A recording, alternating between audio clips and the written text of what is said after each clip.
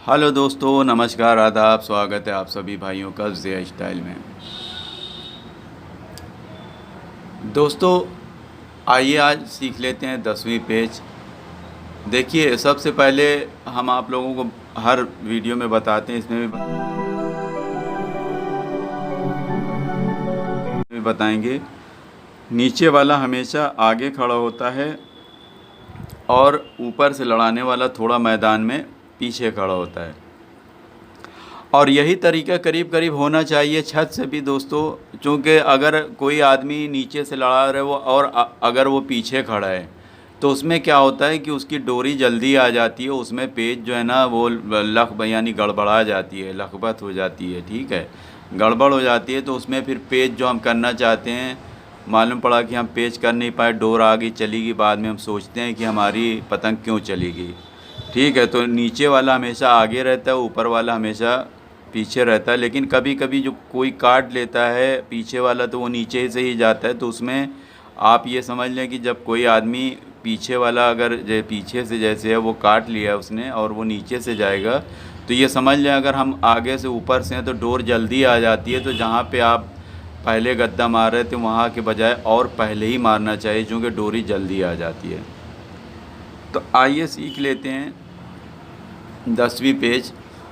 दोस्तों, मैदान में दोनों जब आगे ऊपर नीचे हो जाते हैं, क्रीम ऊपर से है और ये पिंक नीचे से है, तो हम जो पतंग को आपको कहते हैं लंबी रखने के लिए, तो लंबी पतंग कहाँ पे काम आती है तो उसको भी देख लें। देखिए, जब कोई आदमी ऐसे करके चढ़ता है और हमारी पतंग यहाँ है तो हम आज इधर नहीं चढ़ेंगे, हम बल्कि उसके कन्ने की तरफ दौड़ेंगे। ठीक है, कन्ने की तरफ दौड़ेंगे, वो और दौड़ेगा, फिर और कन्ने तरफ हम दौड़ेंगे और दौड़ने के बाद में ऐसे करके पतंग को एकदम ऐसे डुबो देंगे, यानी जब वो ऐसे करके दौड़ रहा है। ठीक है, हम यहाँ पे नहीं आएंगे, यहाँ पे नहीं डुबोएंगे, यहाँ पे हमारी पतंग खींच सकती है तो हम उसके कन्ने तरफ जाएंगे।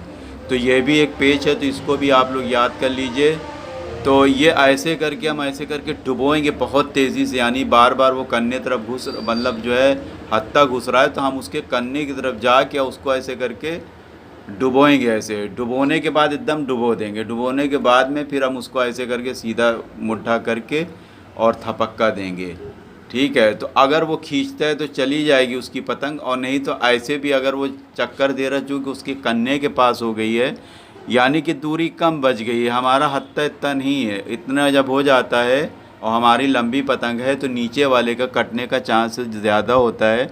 तो ये भी पतंग की पेच में एक पेच है, तो इसको भी आप लोग याद रखिए और इसको भी कभी देखा करिए कि जब हमारे तरफ की टीम की कोई नीचे से खींच खींच के काट रहा है तो ये वहाँ पे काम आती है। यानी कोई आपकी कोई पेच काम ही नहीं कर पा रही, जो कि अपोजिट पार्टी बहुत पावरफुल है और वो खींच खींच के काट दे रहा है, तो ऐसे में उसकी पतंग अक्सर करके कट जाती है 90%, यानी 90% बहुत होता है तो 90% में उसकी पतंग कट जाती है।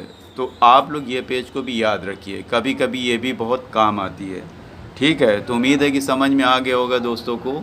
तो देखते रहिए, सीखते रहिए ज़िया स्टाइल को और कमेंट्स में ज़रूर बताइएगा।